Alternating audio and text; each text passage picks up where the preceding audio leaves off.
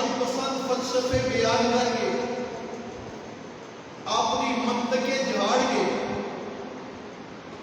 وہ اللہ کی توحید اور اللہ کے قرآن کا مقابلہ کرنے کی کوشش کرتے ہیں۔ علماء سو کو دلیل مل گئی، کہنے لگے کہ دیکھو حضرت عثمان ذوالنورین ہے، دو نوروں والے، یہاں نور نبی کی صاحبزادیوں کو کہا گیا، تو اگر نبی کی صاحبزادی ہے حضرت رقیہ اور حضرت ام کلثوم یہ نور ہیں، تو پھر جب بیٹے نور ہیں تو باپ کیسے نور نہیں ہوگا؟ یہ دلیل جب مولوی پیش کرتا ہے تو اس کے ماننے والے بھی خوش ہو جاتے ہیں۔ ہمیں بھی کوئی دلیل مل گئی عالم توحید کے ساتھ بحث مباحثہ کرنے کے لیے، تھوڑی دیر کے لیے آپ اس فلسفے کو سامنے رکھیے کہ اگر بیٹے نور تو باپ نور، بیٹے نور تو باپ نور، اس کو آگے چلائیے نا۔ پھر اگر بیٹیوں کے نور ہونے کی وجہ سے باپ نور ہے تو باپ کے نور ہونے کی وجہ سے دادا نور، دادے کے نور ہونے کی وجہ سے پردادا نور، لکڑ دادا نور، یہ سلسلہ چلتے چلتے جا کے ختم ہوگا حضرت آدم علیہ السلام پر۔ جب حضرت آدم علیہ السلام بھی نور ٹھہرے پھر تو انسانیت کا چیپٹر ہی کلوز ہو گیا، پھر تو انسانیت کا باب ہی بند ہو گیا، ختم ہو گیا، پھر تو بشریت رہی نہیں، پھر تو بشریت رہی نہیں، نور ہی نور۔ اور اگر حضرت آدم علیہ السلام کو نور مان لیا جائے اس فلسفے کے تحت تو قرآن کا انکار لازم آتا ہے۔ کس کا انکار لازم آتا ہے؟ قرآن کا انکار۔ یہ دیکھیے گا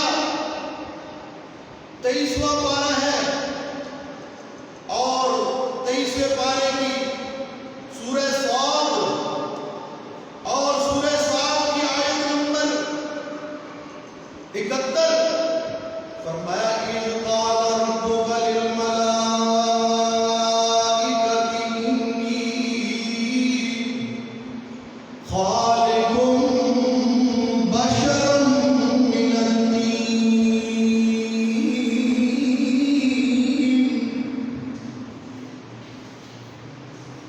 جب کہا میرے رب نے کس کو،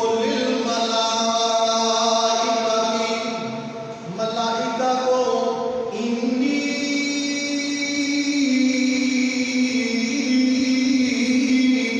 خالق بشرا من طین، میں بشر کو پیدا کرنے لگا ہوں، بنانے لگا ہوں، من طین، نور سے۔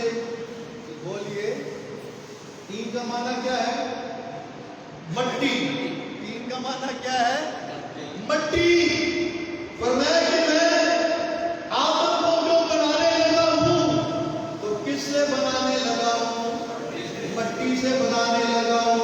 تو جو کہتے ہیں بچیے نور تو باپ نور، باپ نور تو پھر دادا نور، یہ سلسلہ ختم ہوگا حضرت آدم پہ، اور حضرت آدم نور نہیں۔ اللہ کا قرآن کہہ رہا ہے انی خالق بشرا من طین،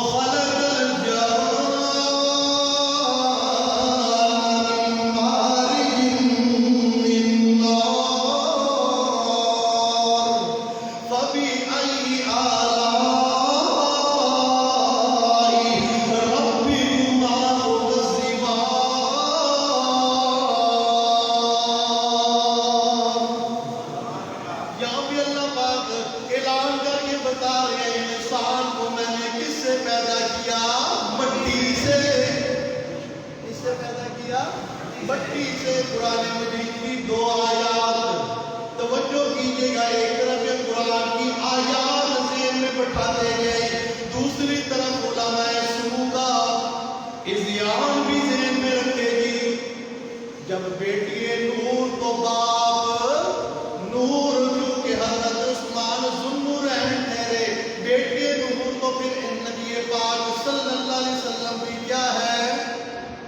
نور ہے۔ ذرا توجہ کیجئے، آگے چلیے سورہ آل عمران پارہ 3 اور سورہ آل عمران کی آیت نمبر 59، آیت نمبر 59 میں اللہ پاک واضح طور پر اعلان کر کے بتا رہے ہیں، فرمایا ان مثل عیسیٰ عند اللہ کمثل آدم خلقه من تراب ثم قال له كن فيكون۔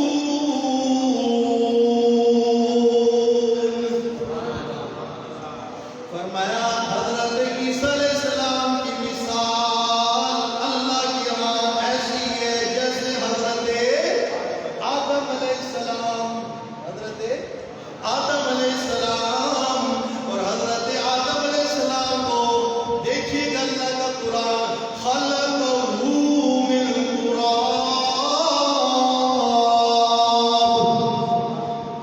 اللہ نے پیدا کیا کس سے؟ بلند آواز سے کس سے؟ مٹی سے پیدا کیا۔ پھر فرمایا ثم قال له کن فیکون، پھر اس کے اندر اللہ نے روح کو پھونک دیا۔ قرآن مجید کی 3 آیات میں نے پیش کر دی، اب قرآن کریم کی 4تھی آیت، سورت کا نام سورہ ہجر ہے، پارہ 14 ہے اور آیت کا نمبر 26 ہے۔ سورہ ہجر کے اندر بھی اللہ پاک واضح انداز میں فرما رہے ہیں، ذرا توجہ کرنا کہ انسان کی اصل کیا ہے، انسان کو میں نے کس چیز سے پیدا کیا ہے؟ فرمایا وَلَقَدْ خَلَقْنَا الْإِنسَانَ مِنْ صَلْصَالٍ مِنْ حَمَإٍ مَسْنُونٍ۔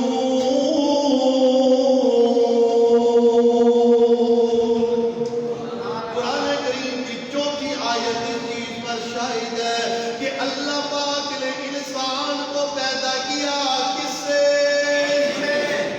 ہاں جی، آگے چلیے 5ویں آیت قرآن مقدس کی 18واں پارہ ہے اور سورت کا نام سورہ المومنون ہے، سورہ المومنون کے اندر اللہ پاک فرما رہے ہیں وَلَقَدْ خَلَقْنَا الْإِنسَانَ مِنْ سُلَالَةٍ مِّن طِينٍ۔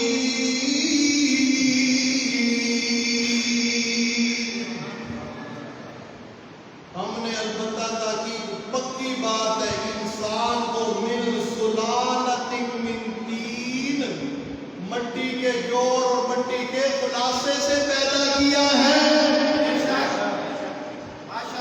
اب قرآن مقدس کی 5 آیات اور بھی ہے، صرف 5 آیات کو بطور نمونہ میں نے آپ کے سامنے رکھی کہ اللہ نے انسان کو پیدا کیا کس سے؟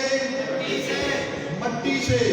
یہ کہتے جی کیونکہ بیٹیے نور، بیٹیے ذوالنورین کو اپنی دلیل بنایا، بیٹیے نور تو باپ نور، باپ نور تو دادا نور، دادا نور تو پردادا نور، لکڑ دادا نور، سلسلہ جائے گا حضرت آدم تک۔ جب حضرت آدم بھی نور ٹھہرے تو یہ قرآن کا کیا ہے؟ انکار۔ اور جو قرآن کی یہ تو 5 آیات پیش کیے، جو قرآن کے ایک حرف کو بھی منکر ہو وہ مومن نہیں ہوتا، کیا ہوتا ہے؟ ہاں جی توجہ کیجئے، حضرت عثمان کو جو ذوالنورین کہا گیا، کیوں کہا گیا؟ بطور تشبیہ اور استعارے کے کہا گیا، بطور تشبیہ اور استعارے کے کہا گیا۔ اب دیکھیے جس طرح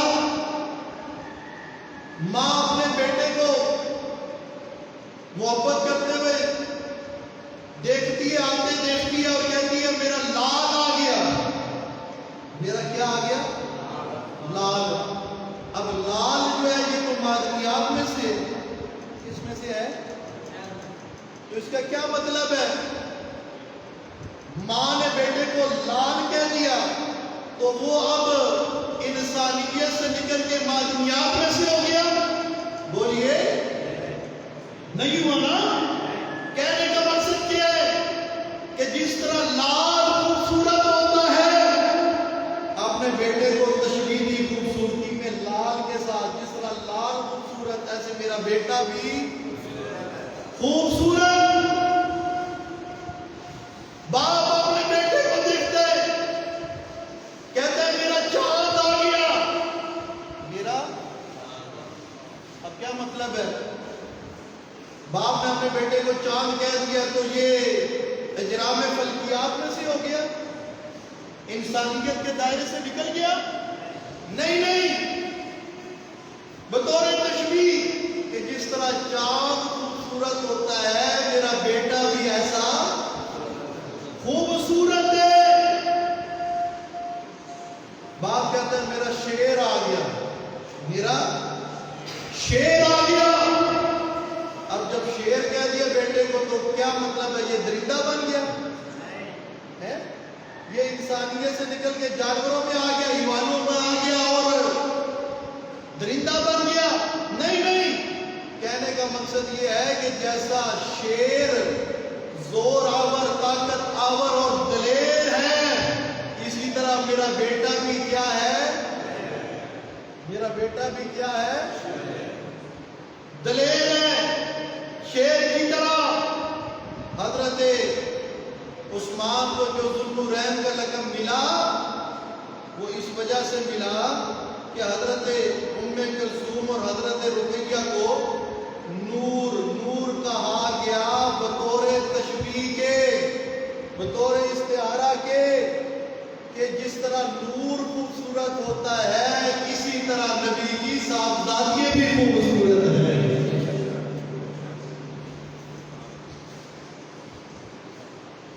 توجہ کیجئے گا۔ اور یہ جو انہوں نے اپنا ایک قاعدہ کلیہ بنا لیا کہ محمد نور من نور اللہ، کہ محمد صلی اللہ علیہ وسلم اللہ کے نور میں سے نور نکلے ہیں، وہی یہودیوں عیسائیوں والی سوچ اور ان والا عقیدہ۔ انہوں نے کہا حضرت عیسیٰ اللہ میں سے نکلے، عیسائیوں نے، یہودیوں نے کہا حضرت عزیر نکلے کس میں سے؟ اللہ میں سے۔ اور انہوں نے کہا کہ محمد رسول اللہ اللہ کے نور میں سے نور ہے، نور جدا ہوئے ہیں۔ توجہ کیجیے گا، یہ فلسفہ سرے سے ہے ہی غلط۔ کیسے؟ یہ کہتے ہیں کہ اللہ نور ہے اور اللہ کے نور میں سے محمد رسول اللہ کا نور علیحدہ ہوا ہے۔ اللہ خالق النور ہے، نور اللہ کی مخلوق ہے۔ نور کو پیدا کرنے والا کون؟ اللہ۔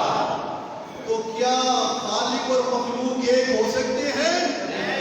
مالک اور مملوک ایک ہو سکتے ہیں؟ صادق اور مسجود ایک ہو سکتے ہیں؟ عابد اور معبود ایک ہو سکتے ہیں؟ اللہ کی ذات ایسی ذات ہے لیس کمثلہ شیء، اللہ کی مانند کسی کی ذات نہیں ہے۔ اللہ نور کو پیدا کرنے والا ہے، اللہ نور کو پیدا کرنے والا ہے، کوئی اپنی طرف سے بات نہیں کر رہا۔ اللہ کا قرآن سورہ الانعام جہاں شروع ہو رہی ہے، بالکل پہلی آیت اللہ پاک فرما رہے ہیں، توجہ کیجئے گا، الحمدللہ الذی، سبحان اللہ، الحمدللہ الذی خلق السماوات والارض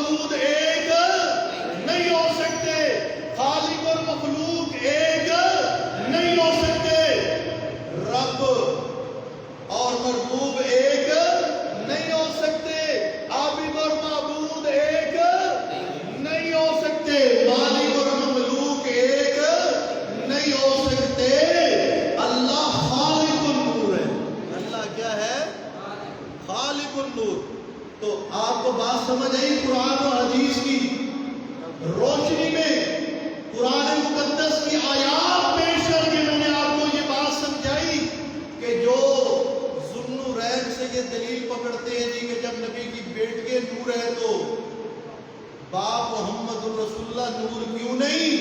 تو میں نے قرآن کی آیات پیش کر کے بتا دیا کہ یہ نظریہ قرآن کے خلاف ہے۔ محمد الرسول اللہ صلی اللہ علیہ وسلم سید البشر ہے، افضل البشر ہے، ایسا بشر نہ کسی ماں نے جنا نہ قیامت تک جننا ہے۔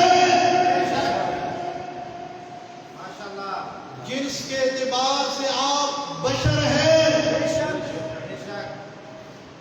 اور صفت کے اعتبار سے آپ نور ہیں۔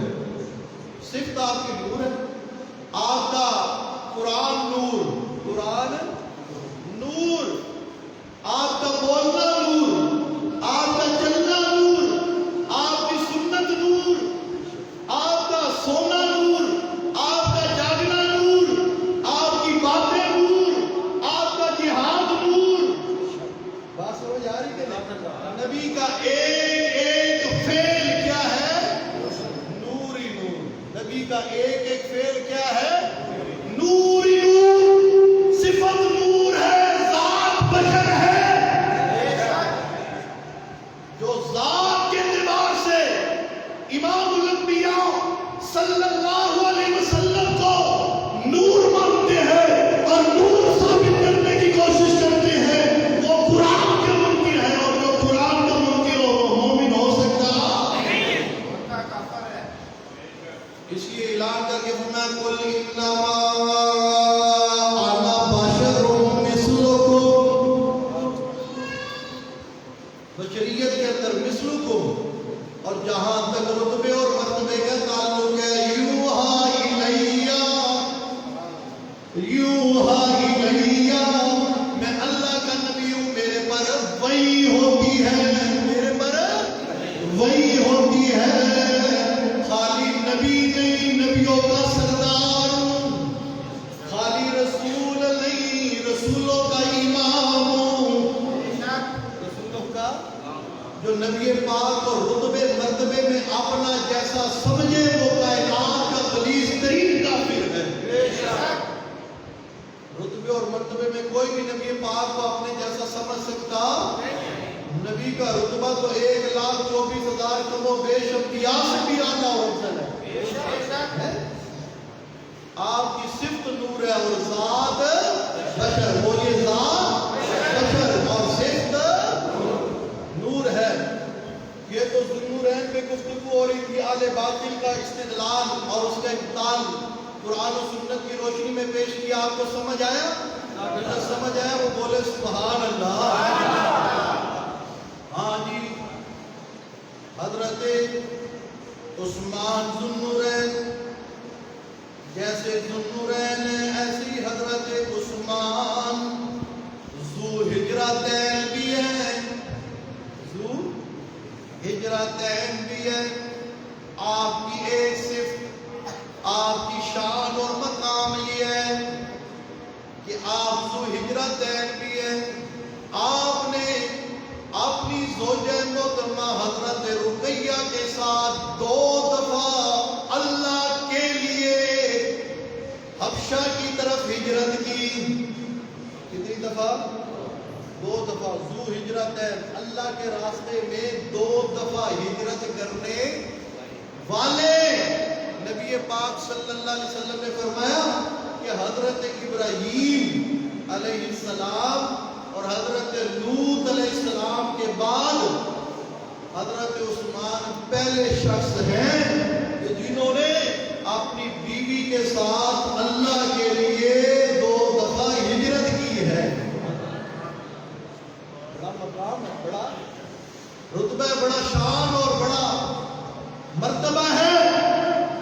آپ ذوالنورین بھی ہے، ذو ہجرتین بھی ہے، ذو قبلتین بھی ہے، ذو قبلتین بھی ہے۔ حضرت عثمان جنہوں نے دونوں قبلوں کی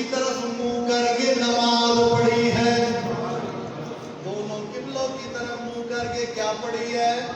نماز پڑھی ہے، اور آپ ذو شرکتین بھی ہے، آپ ذو شرکتین بھی ہے۔ کیسے کیسے؟ دو موقع ایسے آئے کہ حضرت عثمان موجود نہیں تھے، مگر حضرت محمد الرسول اللہ صلی اللہ علیہ وسلم نے ان کی موجودگی کا اعلان کیا۔ ان کی موجودگی کا کیا کیا؟ دو موقع، بڑا نازک موقع جنگ بدر کا، ذو شرکتین، بڑا نازک موقع جنگ بدر کا۔ 313 نبی پاک صلی اللہ علیہ وسلم کے نہتے صحابہ کرام مجاہدین، اللہ کے ولی، ولیوں کے سردار، سبحان اللہ ہے وہ جنگ بدر کے نبی کے یار، اللہ نے اعلان کر کے کہا کہ آج کے بعد یہ جو کچھ مرضی کرے میں نے ان کے لیے جنت کا اعلان کر دیا، ان کے لیے جنت کا کیا کر دیا ہے؟ اعلان کر دیا۔ جنگ بدر کا نازک موقع، حضرت رقیہ گھر میں بیمار ہے، نبی پاک صلی اللہ علیہ وسلم کی صاحبزادی، حضرت عثمان جنگ میں جانے کے لیے تیار ہیں۔ نبی پاک صلی اللہ علیہ وسلم نے فرمایا عثمان آپ نے جنگ کے لیے میرے ساتھ نہیں جانا، گھر میں رقیہ بیمار ہے، آپ رقیہ کا خیال رکھیے، آپ رقیہ کا خیال رکھیے، بیمار ہے اور پریشان نہیں ہونا، آپ گھر میں رقیہ کا خیال رکھیں گے، آپ کو جہاد کا ثواب بھی ملے گا، مال غنیمت کا مال بھی ملے گا، ماشاءاللہ، جہاد کا ثواب بھی ملے گا، مال غنیمت کا مال بھی ملے گا۔ اور ایسا ہی ہوا، آپ جنگ بدر میں گئے تو نہیں، مگر اللہ کے نبی صلی اللہ علیہ وسلم نے آپ کو ثواب میں بھی شریک کیا، جہاد میں بھی شریک کیا، مال غنیمت میں بھی شریک کیا۔ اور دوسرا موقع بیعت رضوان، بیعت رضوان، وہ نبی کے 1400 یار یا 1500 یار جو ایک درخت کے نیچے نبی پاک صلی اللہ علیہ وسلم کے ہاتھ پر بیعت کر رہی ہیں، کیا کر رہی ہیں؟ سن 6 ہجری میں نبی پاک صلی اللہ علیہ وسلم بیت اللہ کی زیارت کی نیت سے آپ نے 1400 صحابہ کرام کو لے کے نکلے۔ کفار کو پتہ چلا نا، کفار مکہ کو، کہ نبی پاک صلی اللہ علیہ وسلم تشریف لا رہے ہیں، اپنے اصحاب کے ساتھ انہوں نے نبی پاک صلی اللہ علیہ وسلم کو بیت اللہ کی زیارت سے روک دیا، بیت اللہ کی زیارت سے کیا کر دیا؟ روک دیا، کفار نے روک دیا، کہتے ہیں جی مختار کل ہے، کیا ہے؟ نبی مختار کل ہے، اگر مختار کل ہوتے تو کوئی مائی کا لال نبی پاک صلی اللہ علیہ وسلم کو بیت اللہ کی زیارت سے روک نہیں سکتا تھا۔ کفار مکہ نے روک لیا نبی پاک صلی اللہ علیہ وسلم کو، صحابہ کرام بھی ہیں، اللہ کے نبی سردار انبیاء، صحابہ کرام سرداران اولیاء، سارے ولیوں کے سردار ہیں، سردار انبیاء کو بھی روک لیا گیا، سرداران اولیاء کو بھی روک لیا گیا۔ اختیارات کا مالک کون؟ نبی پاک صلی اللہ علیہ وسلم نے بات مختصر کر رہا ہوں، مذاکرات کے لیے حضرت عثمان رضی اللہ تعالی عنہ کو سفیر بنا کے بھیجا کہ بھئی ہم کوئی جنگ کرنے نہیں آئے، جھگڑا کرنے نہیں آئے، ہمارا ارادہ صرف بیت اللہ کی زیارت کرنے کا ہے، لہذا آپ ہمارا راستہ کیوں روک رہی ہیں، کیوں اجازت نہیں دے رہے؟ اس مقصد کے لیے سفیر بنا کے بھیجا حضرت عثمان رضی اللہ تعالیٰ عنہ کو نبی پاک صلی اللہ علیہ وسلم نے۔ توجہ کیجئے گا، پاکستان کا سفیر پاکستان کی عزت ہوا کرتا ہے، امریکہ کا سفیر امریکہ کی عزت ہوا کرتا ہے۔ سفیر پر ہاتھ ڈال لیا جائے، سفیر کی بے عزتی کی جائے تو ساری دنیا چلا اٹھتی ہے، دیکھو جی سفیر کے ساتھ کیا کر دیا۔ کسی ملک کے سفیر کے ساتھ برا سلوک نہیں ہونا چاہیے، یہ فلاں ملک کی عزت ہے۔ اگر پاکستان کا سفیر پاکستان کی عزت ہے تو میرے محمد الرسول اللہ کا سفیر محمد الرسول اللہ کی بھی عزت ہے، سارے اسلام کی عزت ہے۔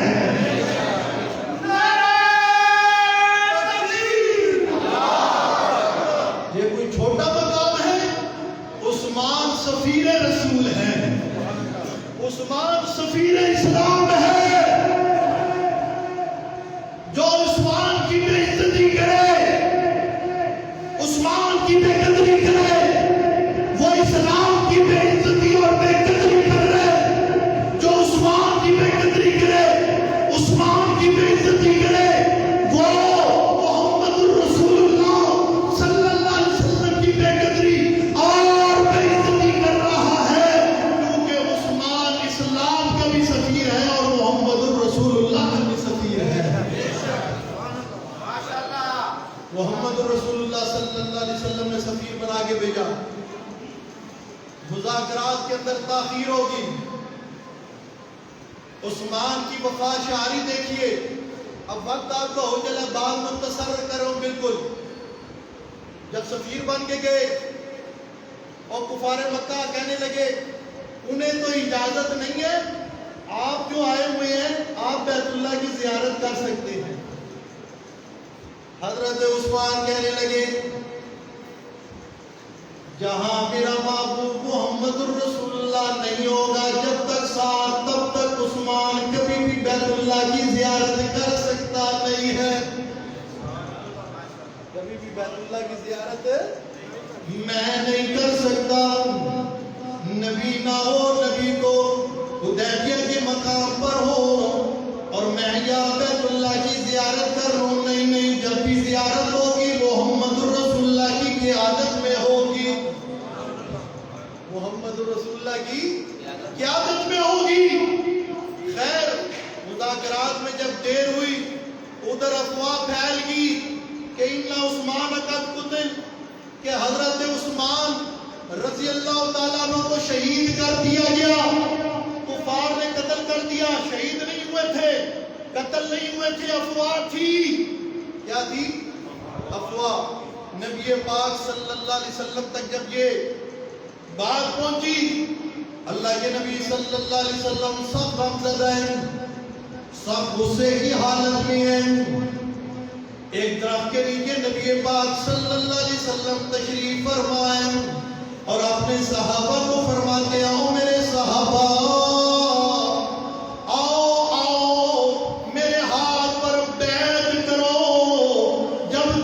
عثمان کے قتل کا بدلہ نہیں لے لیتے تب تک ہم یہاں سے واپس نہیں جائیں گے۔ توجہ توجہ، عثمان کا خون کتنا قیمتی ہے۔ 1400 صحابہ کرام اور خود سردار انبیاء عثمان کے خون کا بدلہ لینے کے لیے اپنی جانیں نچھاور کرنے کے لیے بیعت کر رہے ہیں۔ لوگوں خیال کیجئے گا، عثمان وہ ہے جس پر مر مٹنے کے لیے 1400 صحابہ بھی تیار ہے، خود اللہ کا محبوب بھی تیار ہے۔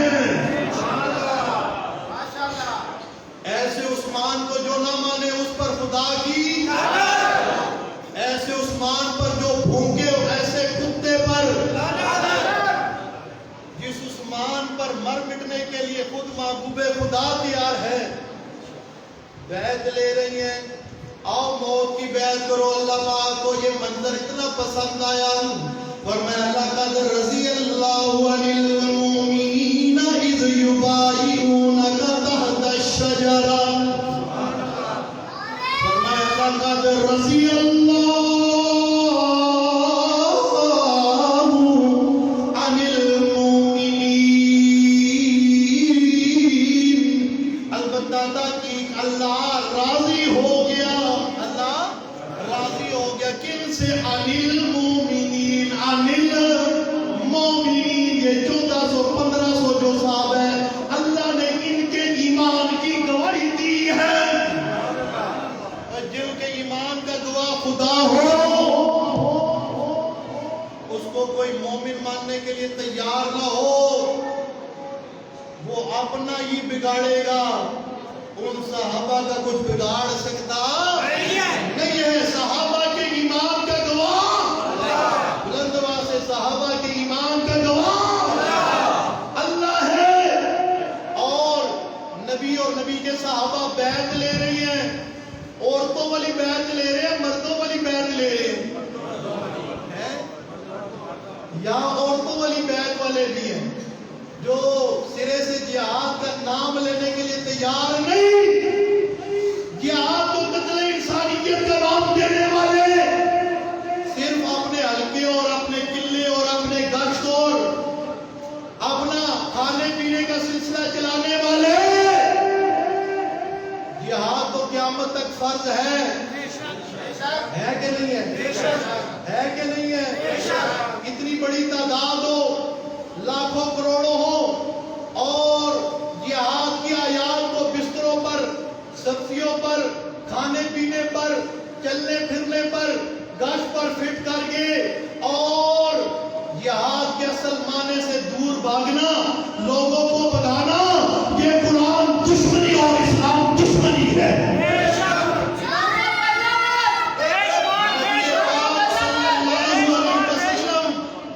بیعت لے رہے ہیں موت کی، کس کی؟ موت کی۔ اللہ پاک فرماتے ہیں ادھر نبی پاک کا ہاتھ ہے اوپر، صحابہ کرام ہاتھ رکھ کے بیعت کر رہی ہیں، اللہ پاک فرماتے ہیں مجھے یہ منظر اتنا پسند آیا، فرمایا ان الذین یبایعونک انما یبایعون اللہ ید اللہ فوق ایدیہم، ید اللہ فوق ایدیہم، اللہ فرماتے ہیں نبی کا ہاتھ ہے، اس کے اوپر صحابہ کے ہاتھ ہے، اور ان سب ہاتھوں کے اوپر ید اللہ فوق ایدیہم، اللہ کا ہاتھ ہے، ان سب ہاتھوں کے اوپر کس کا ہاتھ ہے؟ اللہ پاک بھی اس بیعت میں شریک ہو گیا۔ کیا شان ہے صحابہ کی، کیا شان ہے صحابہ کی، اس لیے مومن قربان ہے صحابہ پر، مومن کا ایمان صحابہ، مومن کی جان صحابہ، مومن کا ایمان صحابہ، مومن کا ایمان صحابہ، مومن کی شان صحابہ۔